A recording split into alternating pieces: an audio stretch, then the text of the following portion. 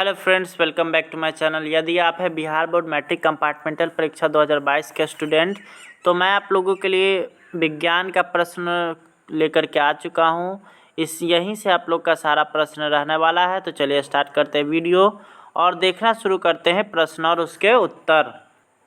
सबसे पहला क्वेश्चन यह है, निम्नलिखित में से कौन सा मात्रक वाट के बराबर होता है? तो जूल प्रति सेकेंड। अगला सवाल हम लोग देखेंगे तो विद्युत हीटर के तार की कुंडली बनी होती है, तो ये होता है आपका ऑप्शन नंबर डी, नाइक्रोम की। अगला सवाल हम लोग देखेंगे तो किसी परिपथ का वह गुण जो विद्युत ऊर्जा को ऊष्मा में बदल देती क्या कहलाती है? तो ये कहलाता है आपका शक्ति। अगला सवाल हम लोग देखेंगे तो यहाँ पे अगला क्वेश्चन है, एक विद्युत सेल से धारा प्राप्त करने पर इसके सिरों के बीच का विभवांतर का मान होता है, तो विद्युत वाहक बल से अधिक, यानी ऑप्शन नंबर ए। अगला सवाल हम लोग देखेंगे तो अनवीकरणीय ऊर्जा स्रोत कौन है? तो इसमें कोयला हो जाएगा। अगला सवाल हम लोग देखेंगे तो तरंग दैर्घ्य का सामान्य तब व्यक्त किया जाता है, तो यहाँ पे हो जाएगा तरंग दैर्घ्य को इसमें से किसी में व्यक्त नहीं किया जाता, यानी कि ऑप्शन नंबर डी हो जाएगा। किसी चालक तार से प्रवाहित विद्युत धारा में गतिशील कण कौन होता है? तो ये हो जाएगा आपका ऑप्शन नंबर सी, इलेक्ट्रॉन। अगला है 12 वोल्ट विभवांतर के दो बिंदुओं के बीच 2 कूलम आवेश को ले जाने में कितना कार्य किया जाएगा? तो ये हो जाएगा आपका ऑप्शन नंबर बी, यानी 24 जूल। अगला हम लोग देखेंगे तो तालाब किस प्रकार का पारिस्थितिकी तंत्र है? तो ये होगा कृत्रिम, मानव द्वारा बनाया जाता है तालाब, इसीलिए कृत्रिम होगा ये। अगला हम लोग देखेंगे तो निम्नलिखित में से कौन पारिस्थितिकी तंत्र में अधिकतम संख्या में मौजूद है? तो ये हो जाएगा आपका ऑप्शन नंबर ए, उत्पादक सबसे ज़्यादा मौजूद है। अगला है जीवों की उत्पत्ति के पहले पृथ्वी पर निम्नलिखित में से क्या नहीं था? तो ये हो जाएगा आपका ऑप्शन नंबर सी, O2। अगला सवाल हम लोग देखेंगे तो यहाँ पे है, भारत में उत्पादित प्रत्यावर्ती विद्युत धारा की आवृत्ति क्या होती है? तो 50 Hz, यानी ऑप्शन नंबर डी। अगला हम लोग देखेंगे तो एक माइक्रो एम्पियर विद्युत धारा बराबर होती है, तो ये हो जाएगा आपका माइक्रो बोल रहा है, इसलिए 10⁻⁻6 एम्पियर हो जाएगा। अगला है नरौरा नाभिकीय विद्युतीय संयंत्र किस राज्य में स्थापित है? तो ये हो जाएगा आपका option number D, Uttar Pradesh में। अगला है स्पेक्ट्रम प्राप्त करने के लिए किसका उपयोग होता है? तो ये हो जाएगा आपका ऑप्शन नंबर सी, प्रिज्म का। अगला हम लोग देखेंगे तो उत्तर लेंस द्वारा आवर्धित काल्पनिक प्रतिबिंब तब बनता है जब वस्तु रहती है फोकस और लेंस के बीच, यानी ऑप्शन नंबर बी। अगला हम लोग देखेंगे तो वोल्ट भी बराबर होता है तो जूल प्रति सेकेंड के, जूल प्रति कूलम के, यानी ऑप्शन नंबर बी।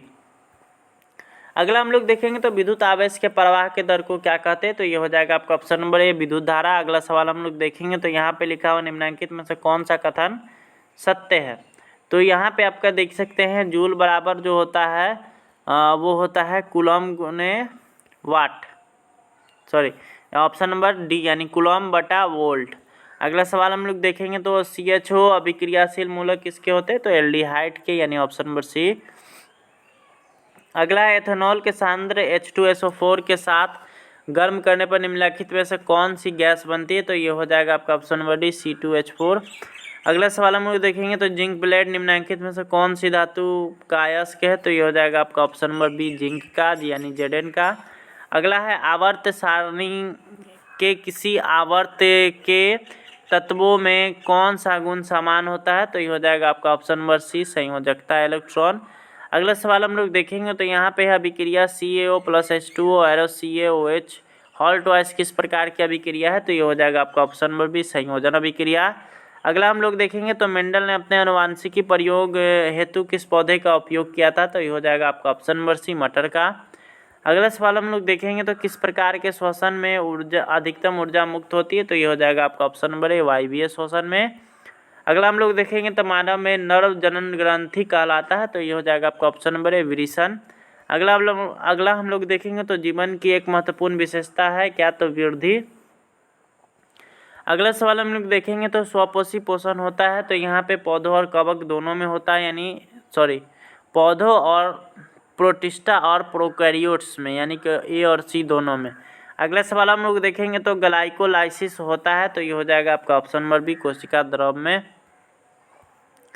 अगला है तंत्रिका तंत्र की संरचनात्मक एवं क्रियात्मक इकाई को क्या कहते हैं? तो ये हो जाएगा आपका ऑप्शन नंबर ए, न्यूरॉन।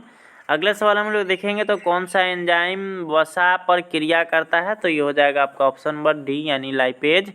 अगला हम लोग देखेंगे तो अगला सवाल आता है आवर्त सारणी के प्रथम आवर्त में कितने तत्वों को रखा गया है, तो ये हो जाएगा आपका ऑप्शन नंबर ए यानी कि 2। अगला हम लोग देखेंगे निम्नलिखित में से किससे इलेक्ट्रॉन बाहर निकलना सबसे आसान होता है, तो ये हो जाएगा आपका option number A direct metal से। अगला सवाल हम लोग देखेंगे तो द्वितीय आवर्त में तत्वों के लिए कौन सा सेल बाह्यतम सेल होता है, तो एल। अगला सवाल हम लोग देखेंगे तो यहाँ पे अगला सवाल आता है संतृप्त हाइड्रोकार्बन श्रेणी के सदस्यों को कहा जाता है, तो ये हो जाएगा आपका ऑप्शन नंबर सी यानी एल्केन। अगला हम लोग देखेंगे तो मेंडलीव द्वारा छोड़े गए आवर्त सारणी के रिक्त स्थानों के बाद निम्नलिखित में से कौन से तत्व को पदस्थापित किया गया, तो ऑप्शन नंबर डी यानी सिलिकॉन। अगला हम लोग देखेंगे तो आवर्त सारणी के प्रत्येक आवर्त का अंतिम सदस्य क्या होता है, तो ये हो जाएगा आपका ऑप्शन नंबर सी एक निष्क्रिय गैस।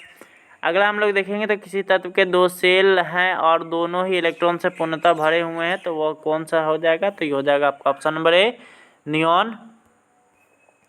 अगला हम लोग देखेंगे तो निम्नलिखित में से कौन सबसे अधिक अभिक्रियाशील हैलोजन है, तो ये हो जाएगा आपका ऑप्शन नंबर ए फ्लोरीन। अगला सवाल हम लोग देखेंगे तो यहाँ पे आता है आप लोग का ओजोन का आणविक सूत्र क्या होता है, तो ओजोन जो होता है वो होता है O3। अगला हम लोग देखेंगे तो पीएच का कौन सा मान क्षारक विलयन को निरूपित करता है, तो इसमें जो दिया गया है उसमें है 7 से बड़ा में, तो 13 इसका हो जाएगा। अगला है जल के एक अणु में हाइड्रोजन और ऑक्सीजन के अणुओं की संख्या क्या अनुपात क्या होता है, तो H2O होता है, तो 2:1। अगला हम लोग देखेंगे तो निम्नलिखित में से संकेतों के द्वारा व्यक्त कौन सा धातु है, तो ये हो जाएगा आपका ऑप्शन नंबर बी यहाँ पे 24/12। अगला हम लोग देखेंगे तो अम्लीय ऑक्साइड के विलयन पीएच मान क्या होता है, तो इसमें जो दिया गया है उसमें 7 से कम वाला 4 है, यानी कि इसका हो जाएगा 4 आंसर। अगला हम लोग देखेंगे तो सबसे कठोर प्राकृतिक पदार्थ कौन सा है, तो ये हो जाएगा आपका ऑप्शन नंबर सी हीरा। हीरा दुनिया का सबसे कठोरतम पदार्थ है। इससे कठोर आज तक दुनिया में कोई भी पदार्थ खोजा नहीं गया है और ना ही आने वाले भविष्य में ऐसे खोजे जाने की उम्मीद है, और वैसे लोग इसके खोज में लगे हुए रहते हैं हमेशा। चलिए देखते हैं अगला हम लोग सिल्वर आयोडाइड का रंग कैसा होता है, तो सिल्वर आयोडाइड हमेशा पीले रंग का होता है। अगला सवाल हम लोग देखेंगे तो यहाँ पे है श्वसन किस प्रकार की अभिक्रिया, जैसे हम लोग सांस लेते हैं तो आप लोग भी अनुभव करिएगा कि जब सांस लेते हैं तो उसमें आप लोग को लगेगा क्या कि कुछ गरम गरम जो है सो आपके शरीर से निकल रहा है, तो इसलिए इसको ऊष्माक्षेपी अभिक्रिया कहा जाता है, यानी ऑप्शन नंबर बी। अगला हम लोग देखेंगे तो कॉर्पस ल्यूटिस में स्रावित हार्मोन है, तो ये हो जाएगा आपका ऑप्शन नंबर बी प्रोजेस्टेरोन।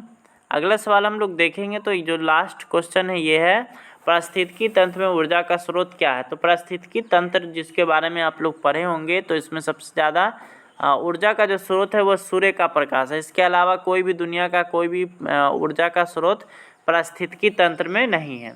तो इस तरह से यह वीडियो यहीं पे समाप्त होता है। आपको ये वीडियो कैसा लगा हमारे कमेंट बॉक्स में बताएं। मिलते हैं बहुत जल्दी नेक्स्ट वीडियो में। Thanks for watching, bye bye.